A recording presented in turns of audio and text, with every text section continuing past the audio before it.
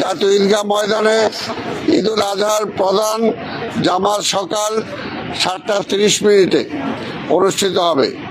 আশা করছি গণপ্রজাতন্ত্রী বাংলাদেশ সরকারের মাননীয় প্রধানমন্ত্রী জনাব তারেক রহমান, মহামান্য রাষ্ট্রপতি, মন্ত্রী পরিষদের সদস্যবর্গ সহ বিদেশি কূটনীতিকগণ জাতীয় ঈদগাহে ঈদের প্রধান জামাতে অংশগ্রহণ করবেন।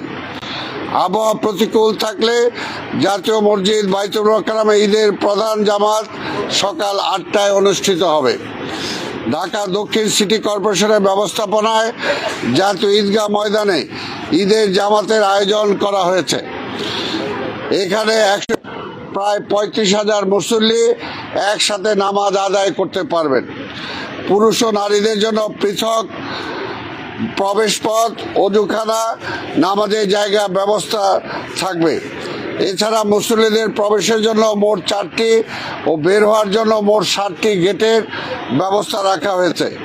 নগরবাসীর স্বাচ্ছন্দ্য নিশ্চিত করতে নেওয়া হয়েছে শীততাপ নিয়ন্ত্রণ, পর্যাপ্ত ফ্যান, আলোকসজ্জা, থাকছে অজুখানা, বিশুদ্ধ পানির ব্যবস্থা। এছাড়া ভ্রাম্যমাণ টয়লেট ও প্রাথমিক চিকিৎসা সেবা ও বৃষ্টির পানি নিষ্কাশনের ব্যবস্থা রাখা হয়েছে।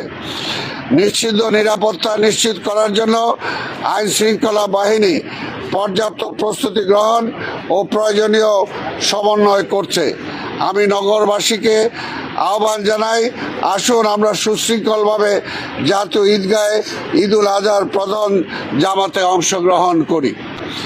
ঈদের দিন কলাবাগান STS থেকে দুপুর 1:30 ঘটিকায় STS থেকে মাতোয়ায় ল্যান্ডফিলে কোরবানির বর্জ্য পরিবহন আনুষ্ঠানিকভাবে শুরু করা হবে।